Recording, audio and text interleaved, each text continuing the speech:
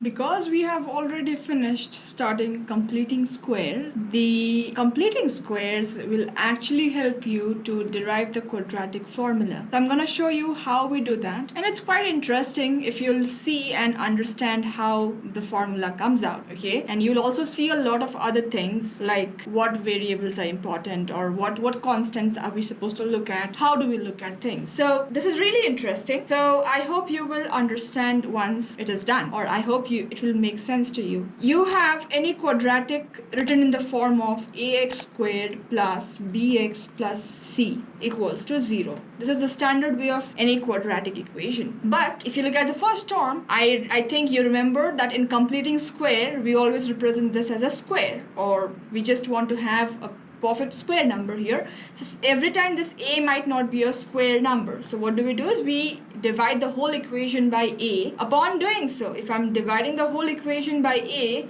this a upon a becomes 1, giving me x squared. The second term becomes b upon a x, and lastly the third term becomes c upon a. 0 divided by a is 0, so I'll leave it as it is. Moving on. Now, what was the concept of completing squares? I think you have understood by now if you have watched my other video about completing square. If you look at x squared, that is a perfect square of x. What do? Is we look at this term, the x term, and we half it, because I showed you if this is x squared. If this is x squared, then our strategy is to take half of this part, b by a. What's half of b by a? B by a, you want to divide it by 2. The answer has to be b by 2a. Okay, that's the half. So what do? Is our idea is to take half the value what we have and keep one half this side, and the other half we'll arrange it like this. Now you see the half we have taken is b by 2a, so we are saying that this part is b by 2a. Alright, so in that case, what do? We look at b by a, we half it, and I'll see that this entire square will now be made up of x plus b by 2a.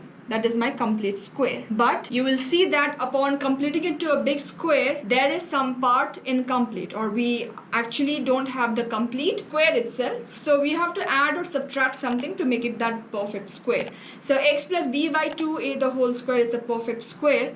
From here, what do we want to get rid of is, think about it. If you were to expand a plus b the whole square, if you ever expand a plus b the whole square, you always get a squared plus 2ab plus b squared. So in this scenario, what do we have is, if I have a plus b the whole square, then I have the square of x here 2 times the product of x and b by 2a. If I'll take 2 times the product of the two terms and find it out, I'll get exactly this term. And now I'll take the square. Now I'll take the square of b by 2a. So this b square term is also present in this bracket. So what do? Is, because we have the square of b by 2a involved inside, I have to subtract it outside. The square of b by 2a, I have to subtract it outside to neutralize the equation. Meaning, because when I'm considering a plus b the whole square as a bracket, I have this square of the second term coming up additional to what terms I have in the previous equation. So I want to neutralize that. I want to get rid of that term by subtracting it outside, along with the constant term that I have already in the equation. If you'll do that, now you'll see x plus b by 2a, the whole square. That part is the main square part, x plus b by 2a. That's the square part. And now outside, if you'll simplify, you get minus b squared by square of 2a is 4a squared plus c by a equals to 0. I have two constant terms outside the bracket. We can convert them, or we can just simplify them to 1. Upon doing so, I'll have x plus b by 2a the whole squared minus, I can take 4a squared as the common denominator for both of the terms. In order to do so, I'll have to multiply with 4a. I'll multiply second fraction with 4a. If I'm doing so, I'll get minus b squared plus 4ac. I'm multiplying 4a to both numerator and denominator, so that my denominator becomes common, and I got minus b squared plus 4ac equals to 0. Now you think about keeping this square part alone. X plus b by 2a the whole square has to be equal to, b squared goes to the other side, becomes positive, while 4ac becomes negative.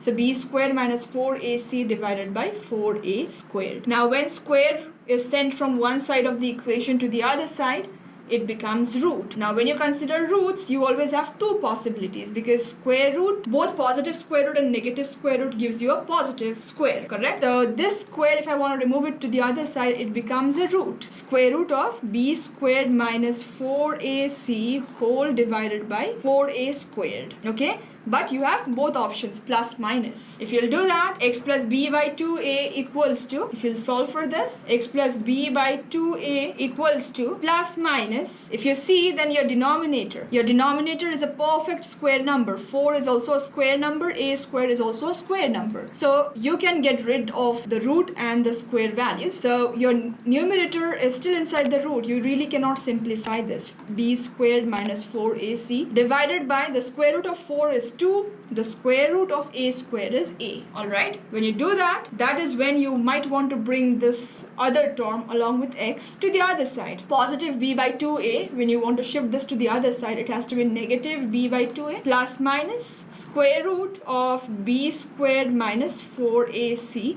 divided by 2a.